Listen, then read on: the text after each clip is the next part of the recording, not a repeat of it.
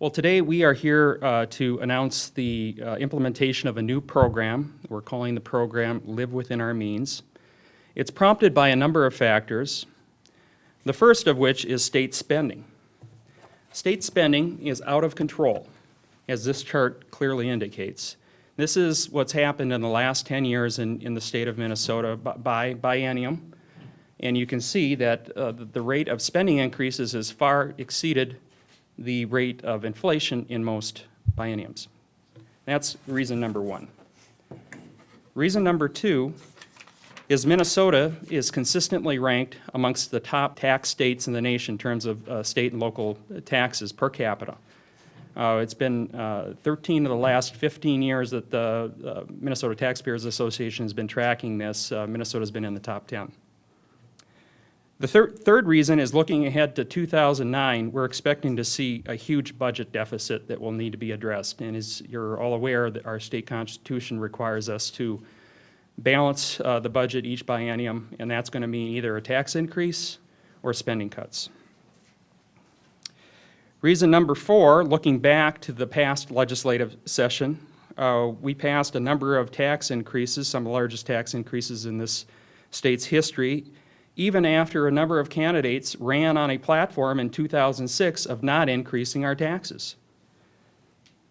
The last reason is that we're entering a recession, a downturn in our economy, and members of the coalition believe that any tax increases at this time would put our economy into a tailspin. These factors combined prompted us to form this coalition and roll out the Live Within Our Means program. We felt that voters needed a tool by which to evaluate candidates that are truly committed to putting spending cuts ahead of raising taxes in our state. This is the vehicle that we're using to essentially ask people to demonstrate their commitment. It's called the Live Within Our Means Commitment Form. And as of today, 53 candidates have signed that form. We have carefully worded the language in this commitment form so as to address concerns that some lawmakers have expressed in the past about pledges. First, this is not, and let me repeat, it is not a pledge by the candidate to any particular special interest group. It is a public statement. It's the candidate's commitment to their constituents to have our state government live within our means. Second, this commitment does not restrict the lawmaker's ability to raise taxes if circumstances demand it. It simply states that the candidate promises to advocate for reductions in state spending prior to considering any tax increases. Third, the commitment scope is limited to addressing next year's budget deficit. It does not go on in perpetuity. We believe these features make it possible for all candidates who are truly committed to improving the fiscal accountability in state government to sign this form. To those candidates who have respectfully declined to sign our commitment because they have a policy of not signing pledges, I respectfully say bunk.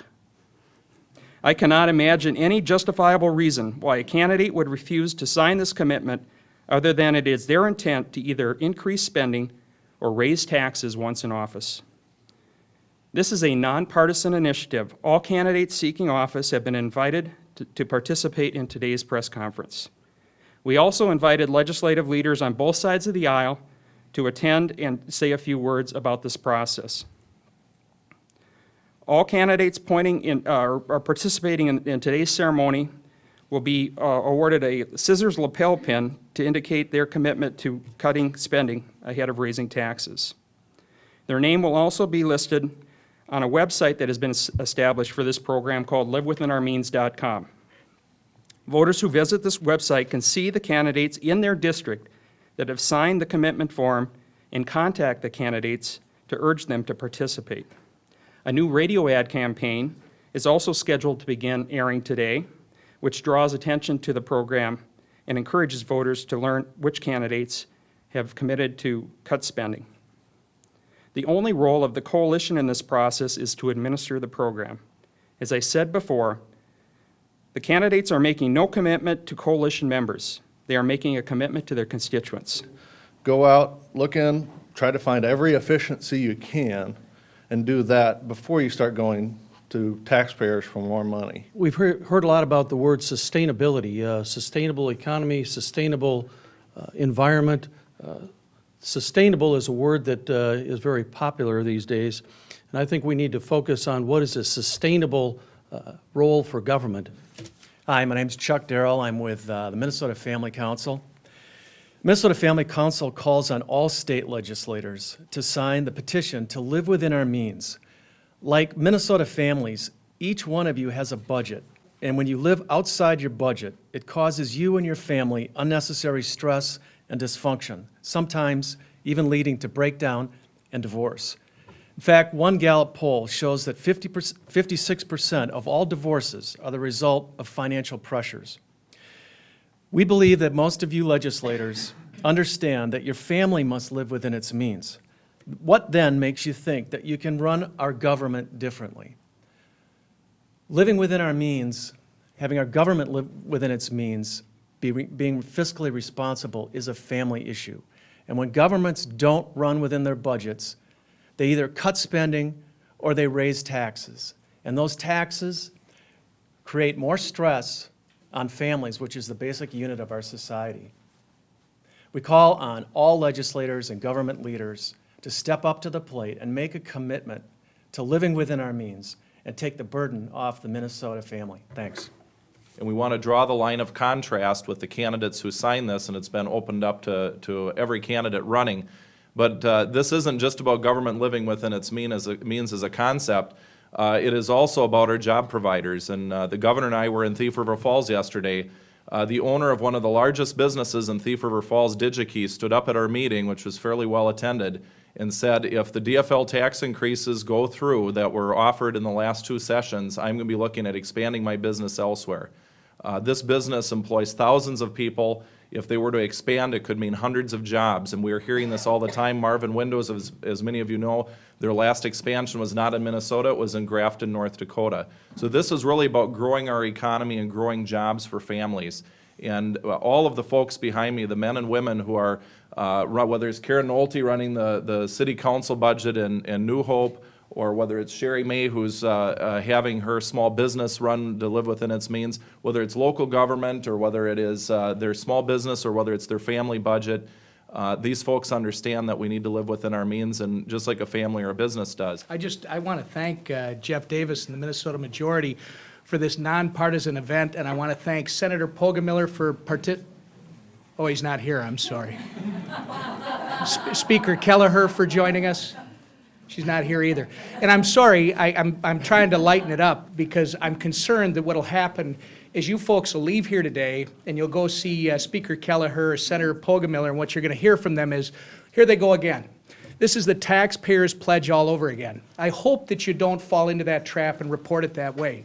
Some of us have never signed a pledge. Why? Because we don't represent special interests. We represent the citizens of the state of Minnesota and the people who vote for us in our district. I'm signing this one because I owe it to the people in my district who are having trouble putting food on the table, clothes on their kids, making sure that they have a job to go to every day and how to get there. I owe it to them to make sure that we look at cutting spending, trying to rein in spending before we ask them for 1 red cent. I think it makes more sense to take care of the citizens in my district than to protect the bureaucrats here in St. Paul. All right. Yeah. We've got 60,000 people on our email list, okay? We're going to basically be sending an email today encouraging them to contact candidates and let them know that this is important to them, right? So I would expect that later today there are going to be candidates from across the state that are going to be getting pressure from their constituents or potential constituents to, to sign this commitment. Because we saw, as we saw in 2006, these empty campaign promises. We heard it from candidates on both sides of the aisle. We're not going to raise your taxes, and they immediately voted to raise taxes once in office. So we need to put some power behind the promises that are being made orally.